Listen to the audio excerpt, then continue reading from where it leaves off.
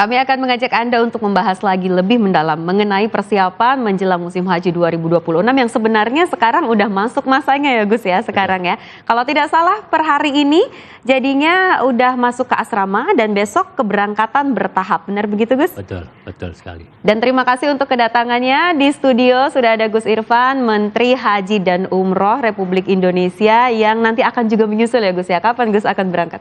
Insya Allah tanggal 18 Mei. Tanggal 18. Baik, tanggal 18 Mei berarti.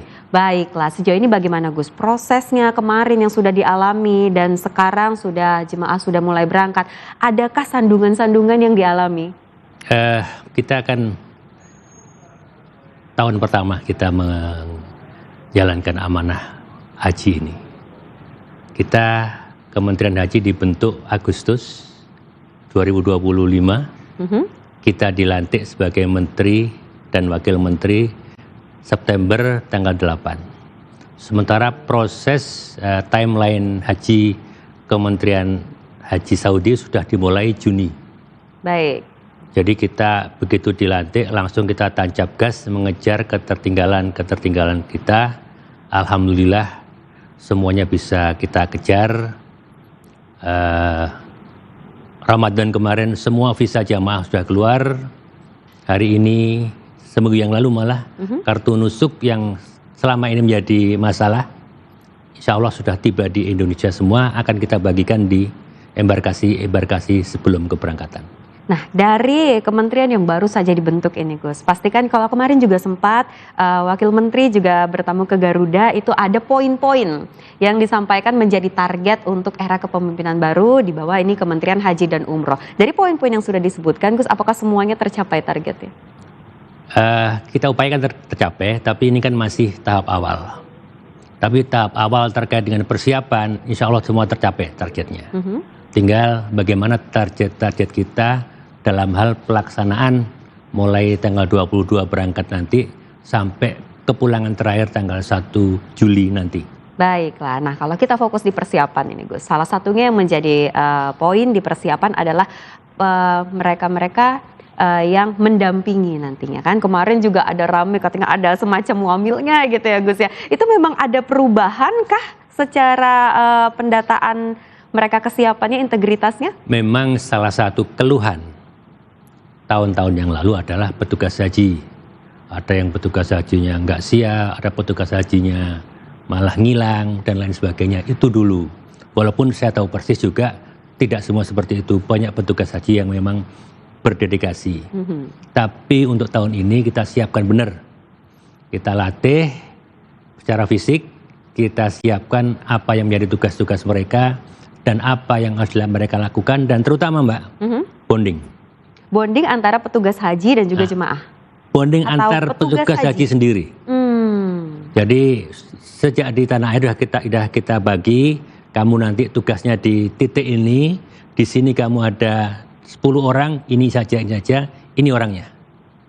Sejak awal sudah mereka bonding, selama di asrama haji Pondok Gede, selain persiapan fisik, mental dan sebagainya, persiapan di bonding ini yang juga. Jadi chemistry-nya lebih lagi ya Gus ya. Itu salah satu faktor yang membuat para petugas haji ini integritasnya semakin erat dan tinggi begitu ya. Insya Allah ya. Seperti itu. Baiklah, dan saya juga mendapat kabar katanya ini para petugas haji diporsikan lebih banyak perempuan karena katanya jemaahnya juga 50% lebih, benar nggak sih Gus? Secara data 50% lebih perempuan. Hari Kartini Gus soalnya Gus. Sekalian membahas tentang perempuan. Pertama saya ucapkan selamat memperingati Hari Kartini. Terima kasih. Mudah-mudahan semangat Kartini bisa menyentuh perempuan Indonesia. Memang tahun ini kita tambah tagline-nya ramah, kalau kemarin ramah lansia, ramah disabilitas, tahun ini kita tambah ramah perempuan. Kenapa seperti itu? Karena jamaah haji perempuan kita 55%. Memang benar di atas 50 berarti ya Gus? Karena itu petugas haji kita perempuan kita naikkan. Tahun ini 36% dari semua total petugas. Ini rekor tertinggi selama sejarah. Baik. Ya. Dan bukan cuma meningkatkan jumlah, tapi juga kita membekali mereka dengan apa sih ramah perempuan itu, yang ini kita sampaikan waktu pelatihan bagi petugas haji. Jadi sebenarnya makna dari ramah perempuan itu seperti apa, Gus? Ini berarti bukan mengganti lansia, tapi lansia dan perempuan. Lansia dan perempuan dan disabilitas. Dan disabilitas. Kita tambah. Perempuan ini kan banyak permasalahannya, terutama berkaitan fisik ya. Karena juga rata-rata juga sepuh. Enggi tahu jumlah jamaah risiko tinggi yang artinya 65 tahun ke atas itu hampir 70%. Di 100.000 lebih. Itu yang risiko tinggi, dan itu juga sebagian besar wanita juga. Sehingga diperlukan pendekatan-pendekatan khusus bagi petugas kita bagaimana melayani jamaah-jamaah perempuan, terutama jamaah perempuan lansia. Belum lagi bicara fikih, kita juga menambah jumlah pembimbing ibadah haji perempuan. Oh, semuanya jadi berintegrasi ya? Kita tambah. Iya. Karena misalkan siapa namanya? Enggi ada pertanyaan tentang fikih keperempuanan. Kan lebih nyaman tanya sama perempuan kan? Betul, Gus. So, tanya ke saya kan gak enak juga kan? Ya. Kalau kita siapkan petugas pembimbing ibadah yang perempuan, juga akan lebih nyaman buat mereka nanya apapun itu yang terjadi. Jadi pos pelayanan pun ditambah khusus untuk perempuan. Luar biasa. Itu adalah terobosan dari Kementerian Haji dan Umroh untuk yang sekarang ya berarti, Gus? Insya Allah seperti itu. Alhamdulillah berarti. Nah, kalau dibandingkan dengan yang sebelumnya, apa yang Gus bisa sangat yakinkan bahwa ini adalah perbedaan yang nyata dan sudah dijalani oleh Kementerian Haji dan Umroh? Tentu kita tidak ingin membanding-bandingkan lah. Yang lalu biar lalu. Kita sekarang, tugas kita yang sekarang. Tapi boleh dong kita kasih tahu pencapaian. Kita istilahnya udah sekarang move on lah. Kalau move on lah. Tapi saya masih ingin meyakinkan lagi gitu. Betul, bagaimana betul. Gus? Jadi tahun ini visa untuk jamaah pertengahan akhir Ramadan selesai semua. Itu secara waktu timeline berarti lebih cepat? Lebih cepat. Oke. Tahun kemarin, ini kalau kita banding-bandingkan. Kita bicara data ya Gus ya. Ada jamaah sudah sampai asrama haji pun visa belum keluar. Oh, gagal berangkat? Tunda berangkat. Tunda berangkat. Akibatnya apa? Kan kita nggak mau seat kosong. Karena diisi oleh jamaah yang sudah siap visanya dari kloter sesudahnya. Ini diajukan untuk mengisi seat kosong itu. Dan itu salah satu penyebab kenapa kemarin agak kacau di sananya. Banyak yang terpisah dari rombongannya, terpisah dari keluarganya, itu salah satunya. Salah satunya karena visa yang telat keluar. Telat keluar, diganti yang lain, dan alhamdulillah tahun ini jamaah bisa keluar semua. Oke, baik. Kemudian tahun kemarin juga nusuk. Nusuk itu kan semacam kartu sakti ya di sana. Dia harus masuk Mekah punya ini, masuk Masjidil Haram juga harus punya kartu nusuk, masuk Arafah terutama harus punya itu. Tahun kemarin agak kurang pas pembagiannya karena ada beberapa juga yang sampai pulang pun belum menerima kartu nusuk. Sampai pulang? Sampai pulang, ada beberapa itu. Tahun ini kita minta syarikah bagi di Indonesia. Berarti ini semua yang dilakukan oleh Gus Irfan dan juga Kementerian Haji dan Umroh merupakan bahan evaluasi dari yang kemarin. Betul. Kita maksimalkan. Betul. Yang kemarin sempat kacau gitu ya Gus ya? Ya. Bukan kacau sih, mungkin kurang pas seperti itu. Selain itu mungkin dari sisi kesiapan jemaah sendiri, kalau tadi dari petugas haji sudah pasti siap gitu. Ya. Kalau jemaahnya sendiri, apalagi tadi ada kelompok yang lebih beresiko atau rentan Gus, itu bagaimana pendataannya? Persiapan keberangkatan sebelum melunasi biaya, mereka kita periksa kesehatannya. Istilahnya istitoah kesehatan, kemampuan kesehatan. Baik. Itu yang kita periksa, dan tahun ini kita minta petugas kesehatan kita menerapkan SOP kita sebenarnya. Apa itu maksudnya Gus? Ya, kita kan udah punya standar bahwa kesehatan jamaah haji harus ini, ini. Ya, jangan ada pengecualian. Ditegakkan lagi. Jangan ada dispensasi. Oh, itu dari keluarga saya, itu dari keluarganya pejabat ini, udah nggak ada. Kalau memang secara kesehatan nggak lolos ya, nggak lolos saja. Baik. Dan ini kemarin memang sempat banyak yang komplain karena istrinya lolos, suami nggak lolos, suami nggak berani berangkat, nggak berani ninggal istri. Bahaya kan nanti kalau berangkat sendiri istri nggak ikut, nanti pulang-pulang dimarahin istri nanti. Ya. Tapi Gus, mungkin nggak sih ini semua terjadi karena mereka itu menunggu terlalu lama nih Gus? Salah satunya menunggu terlalu lama.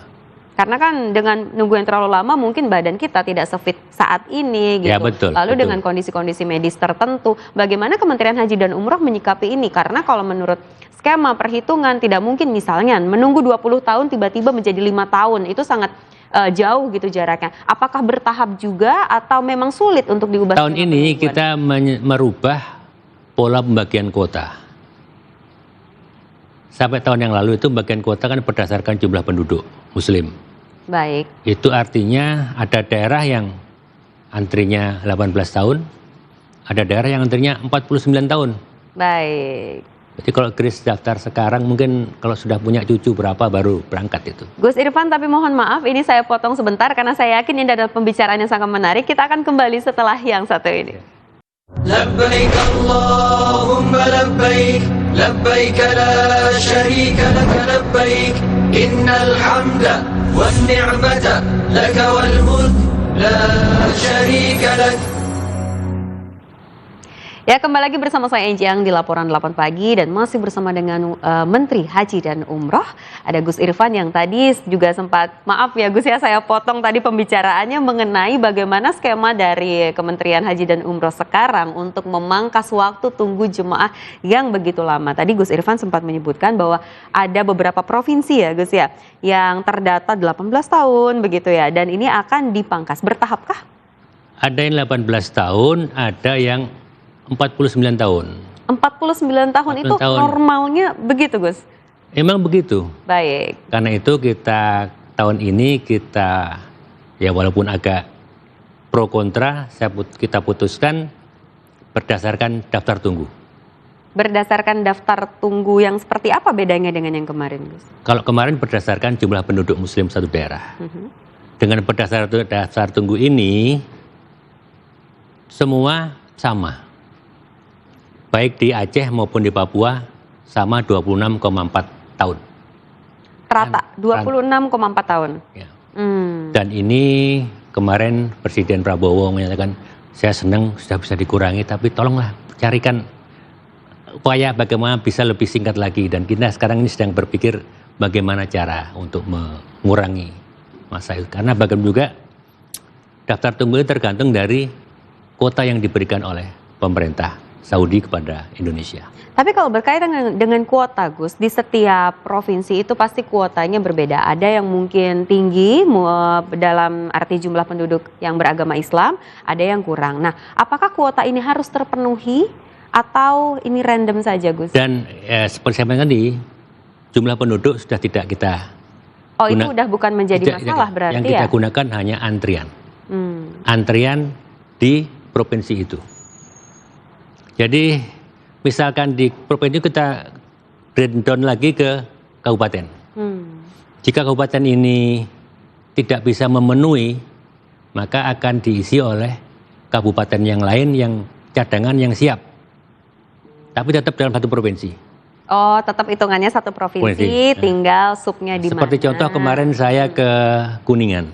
Siap. Kabupaten Kuningan itu yang resmi 350 jamaah, resmi sesuai dengan pembagian kuota kita. Tapi ternyata yang berangkat hampir 600. Yang 250 itu menggunakan limpahan dari kabupaten-kabupaten sekitarnya yang ada di Jawa Barat karena tidak digunakan. Secara administrasi akan menjadi masalah nggak nanti? Tidak, karena semuanya sudah kita sistem database, jadi ya ini hilang muncul ini nggak berangkat muncul yang ini. Itu pasti udah kita sistemnya seperti itu. Dan jadi, sekarang 26,4. Nggak mungkin kita menyisipkan orang baru masuk, ini nggak bisa. Itu nggak bisa ya, potong kompas seperti itu nggak bisa. Tapi menurut Gus Irfan sendiri 26,4 tahun waktu menunggu naik haji, itu sudah layak atau belum? Layak atau enggak itu kan tergantung beberapa negara tetangga itu malah 100. 100 tahun? Ya insya Allah kita hidup lebih dari itu ya Gus ya.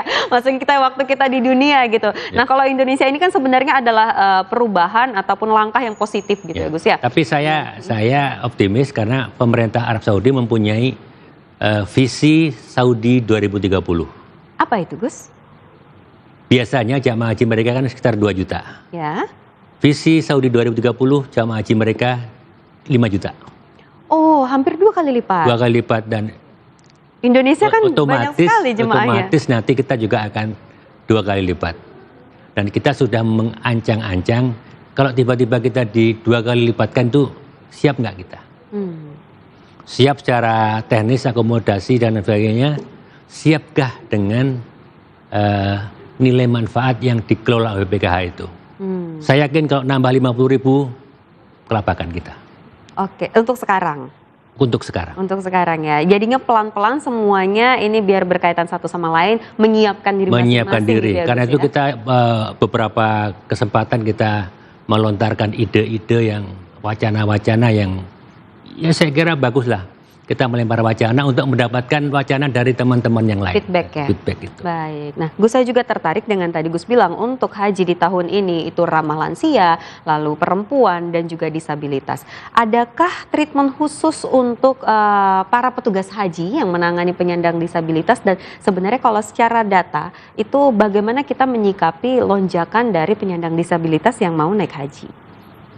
Treatment kita siapkan ketika pelatihan petugas haji yang 20 hari plus 10 hari daring.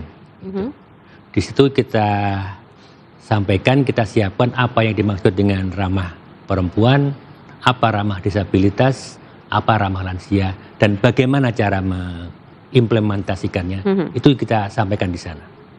Semuanya berarti teratasi dengan baik ya? Insya Allah kita sudah siapkan, mudah-mudahan sesuai dengan harapan kita semuanya. Dan saya juga ini sempat melihat bahwa ada pemberitaan bahwa Kementerian Haji dan Umroh memiliki target sempurna haji. Apa ini maksudnya dengan sempurna haji, Gus? Sempurna itu artinya semua rukun-rukun wajib haji bisa dilaksanakan, jamaah bisa berangkat sehat, di sana sehat, pulang pun sehat, menjadi haji dan yang mabrur, dan tidak ada kendala-kendala teknis. Situasi memang agak berbeda.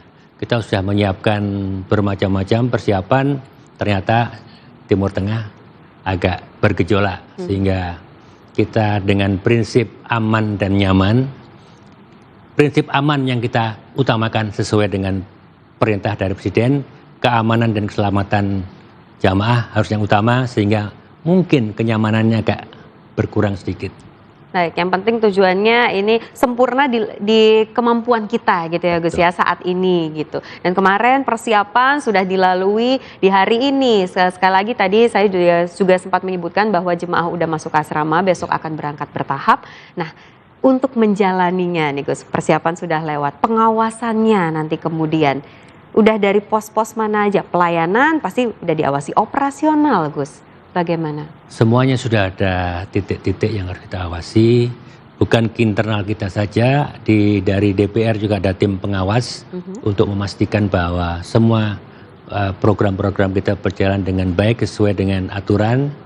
Dan kita juga memiliki tim internal Kementerian Haji yang berasal dari tim penegak hukum. Kita punya tenaga yang dari KPK, kita punya tenaga yang dari Kejaksaan, Kepolisian juga, semuanya untuk upaya kita memastikan bahwa tidak ada pelanggaran-pelanggaran yang mungkin dilakukan.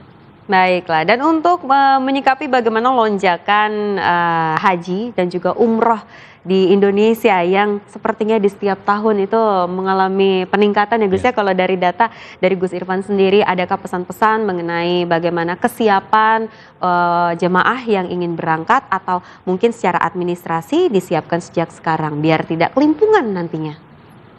Yang mau berangkat? Yang mungkin berangkat untuk tahun depan, kita persiapan untuk tahun depan. Jadi ini sistem kita sudah jelas, artinya yang mau berangkat tahun depan pun sudah tahu. Sudah bisa kita perkirakan kelompok ini akan berangkat tahun depan. Beberapa daerah sudah mulai menginisiasi lebih dulu, Bapak ini tahun depan akan berangkat, diundang ke kantor Kementerian Haji di daerah masing-masing, diberi pembekalan apa yang harus disiapkan.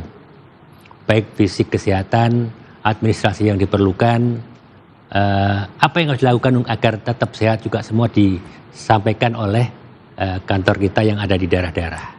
Sebagian sudah memulai itu. Walaupun yang 2026 belum berangkat, tapi yang 2027 sudah mulai disiapkan. Persiapannya udah jauh-jauh hari ya Gus. Tapi saya setuju. Kenapa? Karena yang namanya badan yang fit itu nggak bisa dibuat dalam waktu hanya seminggu, 2 minggu ya Gus ya. Tapi memang dari jauh-jauh hari, bagaimana fit badan kita, apa yang kita konsumsi, banyak ibadah menjelang keberangkatan baik haji maupun umroh. Setuju Gus? Betul. Baiklah, terima kasih banyak ya Gus ya untuk bincang-bincang kita di pagi hari ini. Sehat selalu. Ini juga nanti hati-hati di perjalanannya. Sampaikan salam saya nanti di sana untuk di Tanah Suci. Baiklah, pemirsa jangan kemana-mana. Setelah dialog ini kami masih memiliki beragam informasi menarik untuk Anda. Tapi ternyata sayang sekali, ternyata waktu kita berhenti sampai di sini di pagi hari ini. Akhir kata saya Enji Ang beserta dengan kru yang bertugas mengucapkan terima kasih. Selamat beraktivitas. Selamat pagi.